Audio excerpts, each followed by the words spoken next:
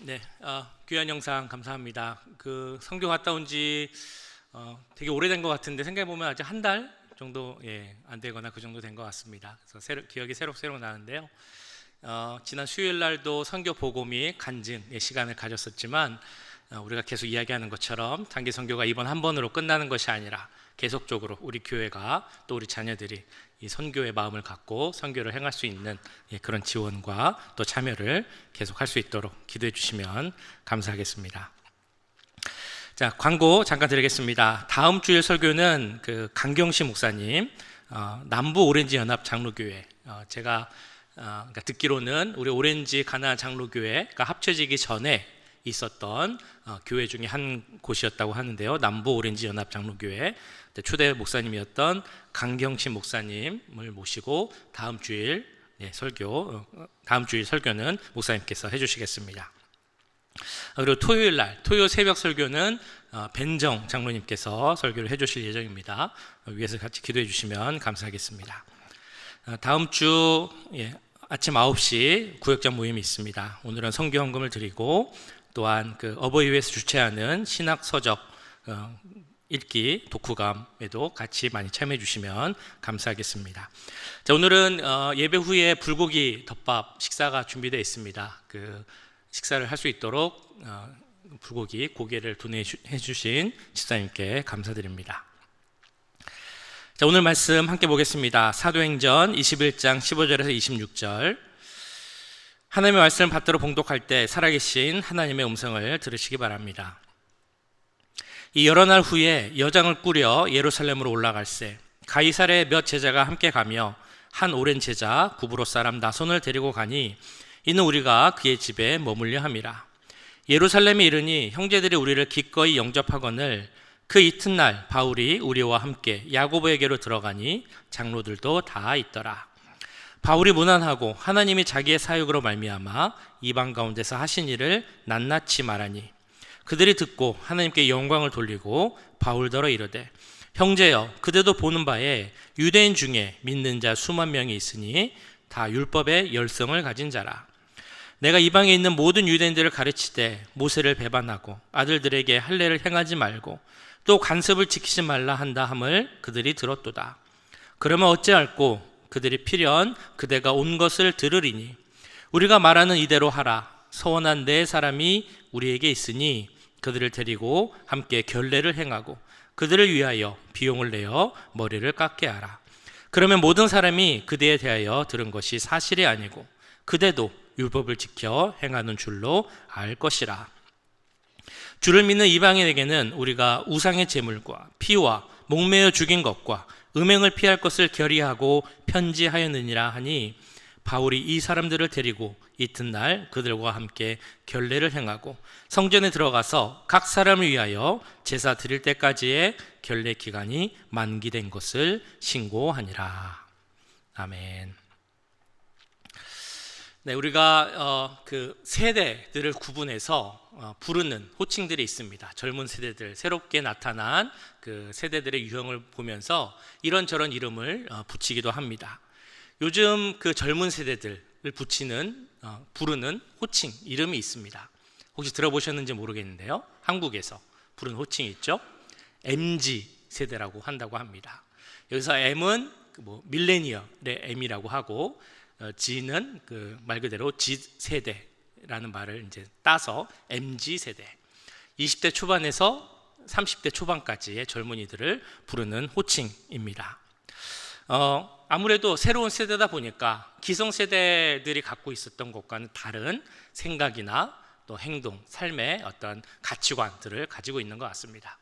그래서 MZ 세대들이 갖고 있는 생각과 좀 다른 점, 충돌하는 부분에 있어서 논쟁이라고 부르는 몇 가지 일들이 있는데요. 대표적으로 이런 것이 있다고 합니다. 출근 시간 논쟁. 들어보셨습니까? 출근 시간 논쟁. 이게 뭐냐면 출근을 9시까지 해야 되잖아요. 그러면 내가 그 일하는 회사원이 9시까지 딱 가서 일하면 되는 건지 아니면 한 10분 전쯤 한 8시 50분 정도까지 가서 좀 준비하고 그래서 9시부터 일할 수 있도록 해야 되는 건지 이게 논쟁거리라는 것입니다. 어떻게 생각을 하십니까? 출근 시간이 9시면 몇 시까지 출근을 하면 좋으시겠습니까? 내가 사장이면 회사원들이 몇 시까지 와서 일하면 좋겠다고 생각을 하십니까? 예, 아마도 예전에 일하셨던 분들이라면 대부분은 그래도 한 10분 전쯤엔 출근해서 좀 이렇게 준비도 하고 일하는 게 뭐 능률적으로나 좋지 않겠는가라고 생각을 하실 수 있을 것입니다. 그런데 요즘 그 MZ세대들, 뭐 꼭 MZ세대뿐만 아니라 또 많은 사람들이 출근 시간이 9시면 9시까지 가면 되지 않느냐라고 생각을 할 것도 같습니다. 제가 미국 회사를 다녀보진 않았지만 이제 제가 들은 바에 의하면 미국 회사라면 사실 이런 논쟁은 없을 것 같다는 생각이 듭니다. 당연히 9시 출근이면 9시까지 와서 일하면 되지라고 생각을 할 것 같습니다. 근데 동시에 이런 이야기도 들었습니다. 그렇지만 만약에 누가 10분 전에 와서 준비하고 일하는 사람이 있다면 그 사람은 상사의 눈에 잘 띌 것이다. 어떤 열심히 일하는 사람으로서 상사에게 보일 수도 있을 것이다. 뭐 이런 이야기를 들은 적도 있습니다. 자, 이처럼 사실 별거 아닌 것 같지만 이제 젊은 세대들과 기성세대 간에는 서로 다른 생각들, 그런 삶의 방식의 차이가 많이 나타납니다. 근데 이 세대들이 단절되지 않고 계속 같이 소통을 하기 위해서는 그런 새로운 세대의 모습에 대해서 기성세대들이 어떻게 반응하는가, 이것이 중요할 것입니다. 이런 MZ세대들의 모습을 보고 어른들이 하는 말은 아마 이런 말이 많을 것 같습니다. 그래, 요즘 애들 다 그렇지 뭐, 이런 말을 한다거나 아니면 MZ니까 그래, 그럴 수 있어, 이런 말을 할 수 있을 것 같습니다. 근데 이 말을 들으면 저는 그런 생각이 듭니다. 이 말이 그 MZ라는 새로운 그 젊은 세대를 이해하려는 말일까? 아니면 뭐 그냥 어느 정도는 포기하려고 하는 말일까? 이해하려는 말일까요? 아니면 좀 포기하는 그런 마음이 더 담긴 그런 말일까요? 상황에 따라서 뭐 다를 수 있을 것 같습니다. 이해하려는 마음에서 나오는 말일 수도 있고 포기하려는, 어느 정도는 포기와 타협의 말일 수도 있을 것입니다. 자, 이런 세대 간의 차이, 뭐 꼭 세대뿐만이 아니라 사람들의 차이점을 보면 우리가 서로 이해하고 소통하자라는 것을 참 중요하게 생각하고 잘 이야기하지만 이것이 정말 어려운 일인가? 얼마나 어려운 일인가를 잘 알고 있습니다. 필요하다, 가치 있는 일이다 라는 것을 암과 동시에 그것이 참 쉽지 않은 일이라는 것도 우리가 잘 알고 있다는 것이죠.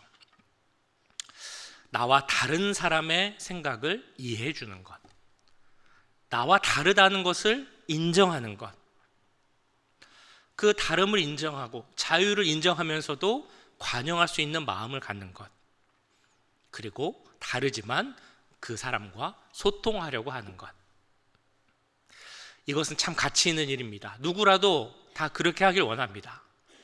그러나 참 쉽지 않은 일이라는 것도 우리는 잘 알고 있습니다. 오늘 말씀에 나온 사도 바울이 이런 경우를 당한 것 같습니다. 사도 바울이 3차 전도 여행을 끝나고 이제 예루살렘으로 돌아가려고 합니다. 그런데 예루살렘으로 가려는 사도 바울에게 당신이 예루살렘으로 가면 큰 고난을 당할 것이다 라는 이야기가 여러 통로를 통해 전해왔습니다. 예를 들면 이런 말씀이죠. 우리에게 와서 바울의 띠를 가져다가 자기 수족을 잡아매고 말하기를 성령이 말씀하시되 예루살렘에서 유대인들이 이같이 이 띠 임자를 결박하여 이방인의 손에 넘겨주리라 하거늘.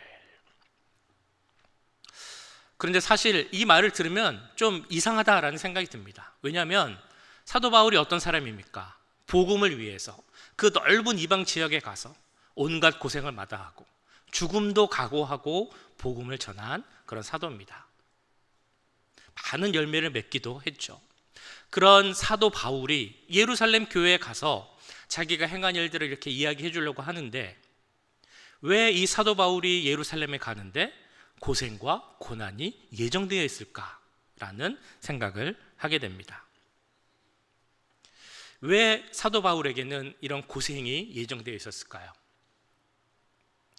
그 이유는 이 사도 바울을 향한 유대인들, 특별히 유대인 그리스도인들이 갖고 있었던 오해 그리고 질투의 그 마음이 있었기 때문입니다.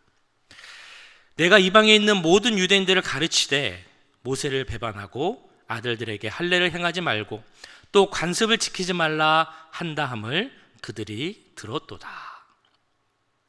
이 말씀을 조금만 보면 이게 정말 오해라는 것을 알 수 있게 됩니다. 사도 바울이 분명히 율법에 대해서 한 말이 있죠. 율법을 행함으로 구원받는 것은 아니다. 구원받기 위해서는 우리의 유일한 구원자이신 예수 그리스도를 믿는 그 믿음으로만 구원받을 수 있다. 그러므로 이방인들이 굳이 율법을 행할 필요 없고 할례를 받을 필요 없다라는 말을 분명했습니다. 그러나 그렇다고 해서 이 말이 율법이 아무 가치가 없다. 모세를 배반해야 되고 관습을 지킬 필요가 없다. 이런 의미의 말은 분명 아니었습니다. 오히려 바울은 자기가 유대인으로서 할 수 있는 일은 하려고 노력을 했죠. 대표적으로 고린도에 있었을 때 그 율법 가운데 서원을 했고, 서원을 지키고자 고린도를 떠나서 갱그레아라는 곳으로 갔을 때는 머리를 깎고 서원을 마치는 모습을 보여주었습니다. 유대인으로서 자기가 할 수 있는 일은 다 하려고 했던 사람이 바로 이 사도 바울이었습니다. 그렇다면 21절에 나왔던 이 사도 바울에 대한 생각은 유대인들이 갖고 있었던 오해 아니면 모함이라고 할 수 있겠죠. 그들은 이미 그리스도인들이 되었지만 그 유대인 그리스도인들은 그럼에도 그 복음이 이방인들에게 전해지는 것이 마음에 들지 않았는지 모르겠습니다. 혹은 사도 바울이 그렇게 전 세계를 다니며 열매 맺는 것 자체가 그들에게 질투의 마음이 생겼는지도 모르겠습니다. 어쨌든 이처럼 유대인 그리스도인들은 사도 바울을 모함했고, 그래서 그를 죽이고자 하는 마음까지도 그들에게는 있었습니다. 자, 이렇게 고생하면서 세계를 다니고 복음을 전하고 예루살렘에 가면 고난을 당할 것이다 라는 말을 듣긴 했지만, 실제로 예루살렘 교회에 와서 그런 사람들을 만났을 때 사도 바울의 마음이 어떠했을까요? 당연히 좋았을 리 없겠죠. 이런 오해의 상황 혹은 모함의 상황을 당했을 때 우리가 할 수 있는 그 반응은 보통 두 가지가 있는 것 같습니다. 하나는 그 오해를 잘 풀 수 있도록 설명을 해주는 겁니다. 그건 오해입니다. 저는 절대 그렇게 이야기하지 않았습니다. 이렇게 잘 설명을 해줘서 오해를 푸는 것. 근데 오해를 받아보신 분들은 다 경험하셨을 거라고 생각이 되는데요, 말로 설명해서 오해를 푼다라는 것이 참 쉽지가 않습니다. 구구절절 설명하면 그 사람이 잘 듣고 이렇게 오해를 풀어주면 좋은데, 그게 아니고 오히려 또 다른 오해를 낳는 경우도 많이 있게 되죠. 두 번째 방법은 싸우는 방법입니다. 왜 나를 모함합니까? 왜 내가 하나님 일을 힘들게 하는데, 왜 하나님 일을 하고 있는데 왜 나를 힘들게 합니까? 이게 하나님이 기뻐하시는 모습이겠습니까? 라고 반박하고 싸우는 방법 있죠. 우리가 살아가다 보면 때로는 싸워서라도 틀린 것을 바르게 바꿔야 하는 그런 경우가 물론 있을 것입니다.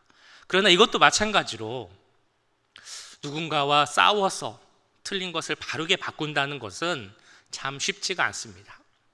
우리의 일상생활에서도 그렇고, 특별히 하나님의 일을 함에 있어서 뭐가 잘못되어 있을 때 그것을 고치기 위해서 싸우자? 이것은 참 쉽지 않은 일이죠. 그럼 어떻게 해야 되겠습니까? 우리는 어떻게 해야 됩니까? 오늘 말씀에서 사도 바울은 어떻게 했을까요? 우리가 말하는 이대로 하라. 선한 네 사람이 우리에게 있으니 그들을 데리고 함께 결례를 행하고 그들을 위하여 비용을 내어 머리를 깎게 하라. 그러면 모든 사람이 그대에 대하여 들은 것이 사실이 아니고 그대도 율법을 지켜 행하는 줄로 알 것이라. 이것은 야고보, 제안이죠. 예루살렘 교회의 지도자이고 예수님의 동생이었던 야고보의 제안입니다. 저들, 즉 유대인들이 오해를 풀 수 있게끔 결례를 행하라. 그러니까 율법을 지키고 제사를 행하라 라는 그런 제안입니다. 그리고 너희 돈을 들이고 머리를 깎아서 다른 사람들도 그리고 다 그렇게 행하게 해서 너희들에 대한 소문이 다 헛소문이라는 것을 보여줘라. 너희들도 사실 율법을 잘 지키는 유대인이다라는 것을 보여주면 좋겠다라고 야고보가 제안을 합니다. 하지만 이것은 사도 바울의 입장에서는 듣기가 쉬운 요청은 아니었습니다. 왜냐하면 그가 그동안 해왔고 가르쳤던 내용이 있었기 때문에 이것을 그대로 들어주면 자기가 여태까지 말했던 것과 좀 반대되는 것을 행한다라는 오해가, 또 다른 오해가 생길 수도 있는 그런 모습이었기 때문이죠. 근데 사도 바울은 어떻게 응답합니까? 26절 말씀인데요.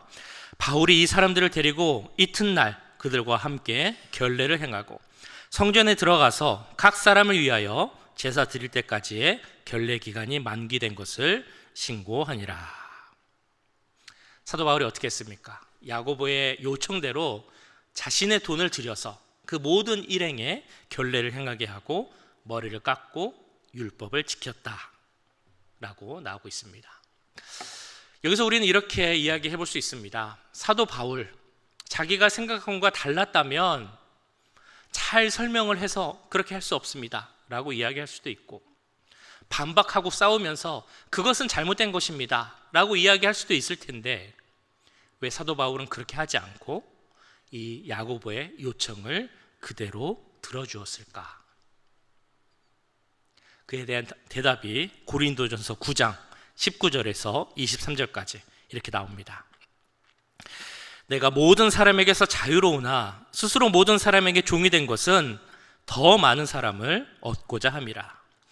유대인들에게 내가 유대인과 같이 된 것은 유대인들을 얻고자 함이요, 율법 아래에 있는 자들에게는 내가 율법 아래에 있지 아니하나 율법 아래에 있는 자같이 된 것은 율법 아래에 있는 자들을 얻고자 함이요, 율법 없는 자에게는 내가 하나님께는 율법 없는 자가 아니요 도리어 그리스도의 율법 아래에 있는 자이나 율법 없는 자와 같이 된 것은 율법 없는 자들을 얻고자 함이라.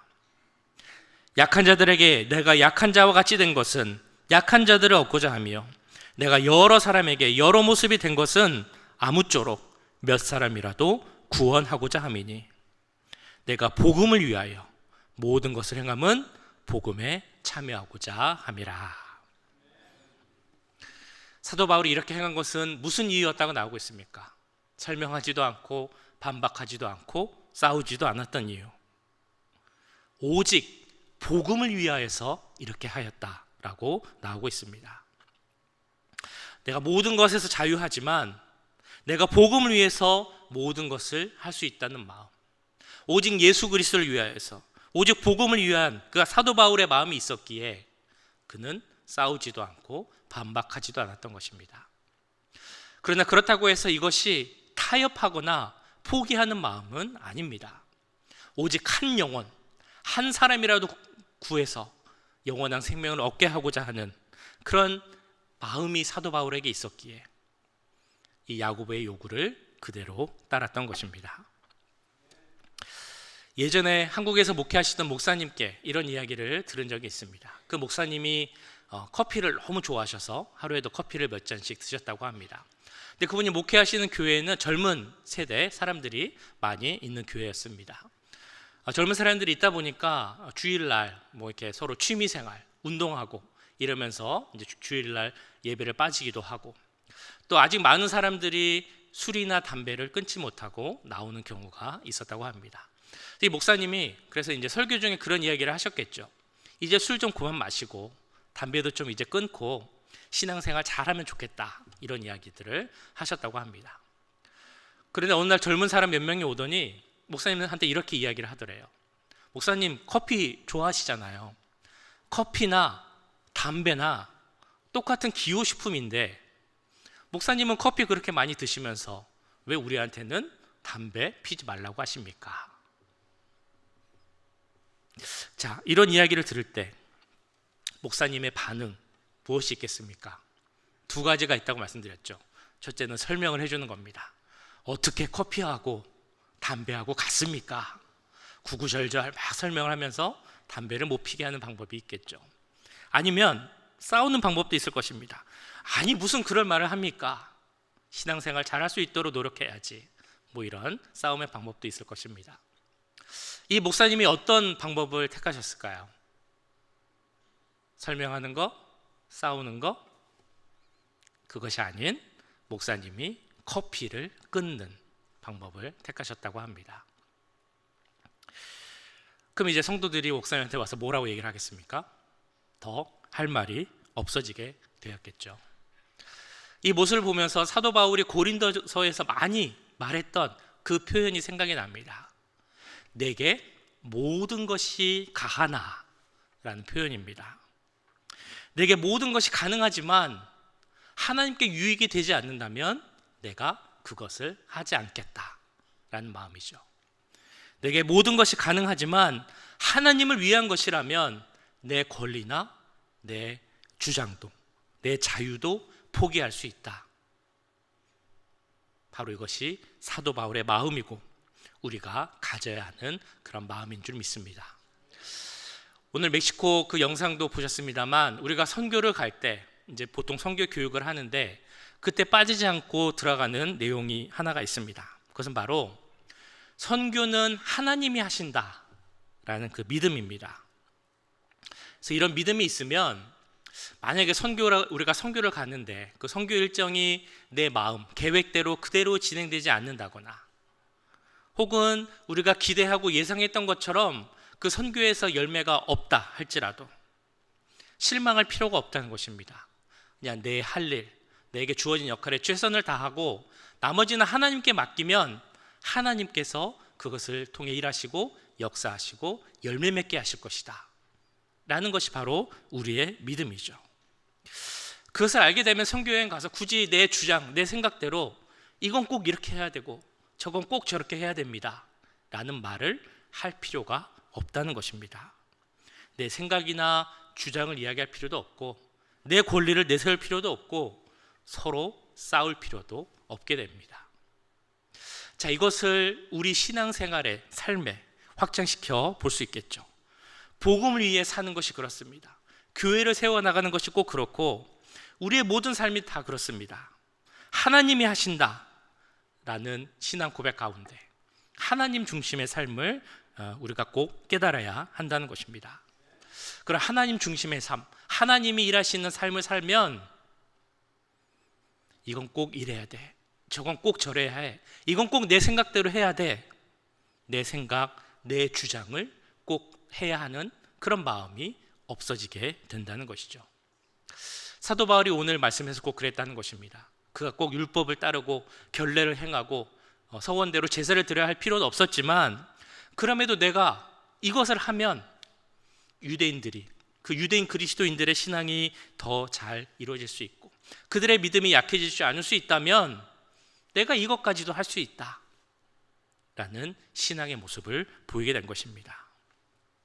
그처럼 우리도 하나님을 위해서라면 내 생각 중요치 않고 하나님을 위해서라면 내가 그것도 문제없이 할 수 있다라는 믿음이 우리 가운데 생기게 될 줄 믿습니다. 이런 사도 바울의 모습을 보면 우리의 모습이 어떤지 한번 돌이켜보기 원합니다. 그 한국에 그 양희은이라는 가수가 있는데요, 그 양희은 씨가 얼마 전에 책을 한 권 써서 냈습니다. 제목이 그럴 수 있어 라는 제목입니다. 그 후배들이 와서 이런저런 조언을 많이 구한대요. 때로는 불평을 하기도 하고 때로는 그 어려움에 대한 좀 답을 구하기도 하고 하소연도 하기도 하고 이럴 때 내가 뭐라고 얘기를 해줘야 되나, 그런 실질적인 조언들을 막 해주면 이게 도움이 될까, 막 이런 고민을 하다가 이런 생각을 했다는 것입니다. 그래, 그럴 수 있어 라고 이해하고 그런 들어주는 마음이 있으면 그것 자체로 도움이 된다라는 것이죠. 우리 교회, 우리가 이미 알고 있는 것처럼 이런 마음을 갖기를 원하는 교회입니다. 내 생각만 강조하기보다 이해해 주기를 기도하는 것이 바로 우리 교회의 기도이죠. 서로 다를 수 있다 있다라는 것을 인정하는 교회. 그래서 관용의 마음을 기도하는 것이 바로 우리 교회입니다. 그럴 수 있어 라고 이해하는 우리 교회 모습을 우리는 바라고 있습니다. 그런 우리가 함께 기도하는 그 교회의 모습이 우리 한 명 한 명의 삶 가운데도 그대로 나타나길 간절히 소원합니다. 자, 그런데 우리가 그럴 수 있어 라는 마음, 이해의 마음을 가질 때 꼭 기억해야 할 것이 두 가지가 있습니다. 이런 관용의 마음, 내 주장, 내 권리도 내려놓을 수 있는 마음이 어디서부터 오는가, 이것을 잊지 말아야 한다는 것입니다. 그런 넓은 마음, 그럴 수 있어 라는 마음이 어디서 오는 것입니까? 다름 아닌 우리 하나님, 우리를 위해 죽기까지 사랑하신 그 사랑으로부터 오는 것입니다. 한 영혼도 놓치지 않으려는 그 사랑의 마음, 하나님의 마음을 알았기에 사도 바울도 오늘 이 야고보의 요구를 따랐던 것입니다. 우리도 마찬가지입니다. 어떤 상황을 만났을 때 내가 설명할 수도 있고 싸울 수도 있지만 그렇게 하지 않는 이유는 다 사랑하기 때문이죠. 세상에서도 이런 마음을 이야기합니다. 넓은 이해의 마음, 관용의 마음, 그럴 수 있어, 그게 더 좋은 모습이다, 더 가치 있는 인간의 모습이다 라고 이야기를 하지만 우리가 그런 마음을 갖자라고 하는 것은 단순히 더 좋은 인간이 되기 위한 그런 모습이기 때문에 그런 마음을 갖자고 하는 것은 아닙니다. 우리가 말하는 관용, 이해는 다른 것이죠. 우리에게 조건 없이 주신 하나님의 그 사랑에 근거한 관용과 이해가 우리 가운데 있어야 한다는 것입니다. 동시에 우리가 관용과 이해도 중요하지만 거기에 꼭 중요한 것은 확실한 기준을 생각해야 한다는 것입니다. 사도 바울은 모든 것이 가하다라고 이야기를 했습니다. 너무 좋은 말이죠. 근데 거기엔 전제가 있습니다. 내가 복음을 위해서 모든 것이 가하다라는 것입니다. 예수 그리스도를 위해서 모든 것을 할 수 있다라는 것입니다. 그 말은 바꿔 말하면 이 복음을 위한 것이 아니라면, 혹은 복음이 부정되는 것이라면 그건 우리의 관용과 이해의 대상이 아니라는 것입니다. 예수님이 아니어도 구원의 길이 있어, 꼭 기독교만이 유일한 진리는 아니야, 이런 말을 들을 때 그럴 수 있어 라고 대답하면 안 되겠죠. 우리가 말하는 진정한 자유, 진정한 관용, 진정한 이해는 진짜 진리 안에서의 이루어지는 자유입니다. 진리를 알지니 진리가 너희를 자유롭게 하리라. 여기서 타협이나 포기는 필요하지 않죠. 유명한 신학자 어거스틴의 말에 이런 말이 있다고 합니다. 본질적인 것에는 일치를, 비본질적인 것에는 자유를, 모든 것에는 사랑을. 본질적인 것이 무엇입니까? 복음, 예수 그리스도, 그것은 우리가 절대적으로 지키고 일치되어야 할 그런 가치입니다. 동시에 예수님을 전하기 위해서, 복음을 전하기 위한 것이라면 그런 비본질적인 것에는 우리가 자유와 관용과 이해의 마음을 품어야 한다는 것이죠. 그 모든 것의 근거에는 하나님의 사랑이 있어야 한다는 것입니다. 오직 하나님을 위해서, 복음을 위해서, 예수 그리스도를 위해서, 다른 이의 영혼을 위해서 내 자유나 내 권리도 포기할 수 있으시겠습니까? 다른 사람들 넓은 마음으로 그럴 수 있어 라고 나와 다르지만 그래도 이해할 수 있겠습니까?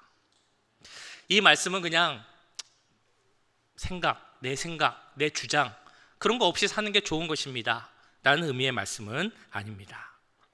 예수 그리스도를 위해, 복음을 위해 우리는 내 주장, 내 생각을 내려놓을 수 있고 관용과 이해의 마음을 가질 수 있다는 것이죠. 그리고 또 놀라운 사실은 그때 내 생각, 내 주장을 내려놓을 때 바로 그곳에서 하나님의 생각과 하나님의 능력이 나타난다는 사실입니다. 단순한 타협, 단순한 포기, 이런 거를 넘어서서 진리 안에서 진정한 자유를 누릴 수 있는 우리 모두가 될 수 있기를 주님의 이름으로 간절히 축원합니다. 기도하시겠습니다. 사랑의 주님, 오늘 사도 바울의 모습을 보면서 예수 그리스도를 위하여서, 복음을 위하여서, 그 유대인 그리스도인들, 신앙인을 위하여서 내가 모든 것을 받아들이고 할 수 있다라는 그 모습을 우리가 보고 본받게 됩니다. 우리도 그러한 마음 갖기 원합니다. 하나님 사랑에 근거한 우리들이 되게 하셔서 나와 다르다 할지라도 그것이 복음을 위한 것이라면, 또한 예수 그리스도를 위한 것이라면 받아들이고 이해하고 관용할 수 있는 그런 마음을 우리에게 허락하여 주시옵소서. 그 모든 것이 다른 어떤 것이 아닌 하나님 사랑에서 출발하는 이해와 관용의 마음이 되게 하시고, 그러나 다른 것은 다 우리가 이해할 수 있지만 예수 그리스도가 진리고 예수 그리스도가 유일한 구원자시라는 그 귀한 내용에서는 절대로 타협하거나 포기하지 않는 우리들이 될 수 있도록 주님 함께하여 주시옵소서. 예수님을 위해 하나님 중심의 삶을 살아가는 우리들이 되기 원합니다. 하나님을 위해서 내 것을 내려놓을 때 하나님께서 능력으로 채워주시고 은혜로 채워주실 줄 믿사오니 우리 하루하루의 삶이 주님과 동행하는 귀한 삶이 될 수 있도록 역사하여 주시옵소서. 모든 것 감사드리며 우리 구주 예수님의 이름으로 기도하옵나이다. 아멘.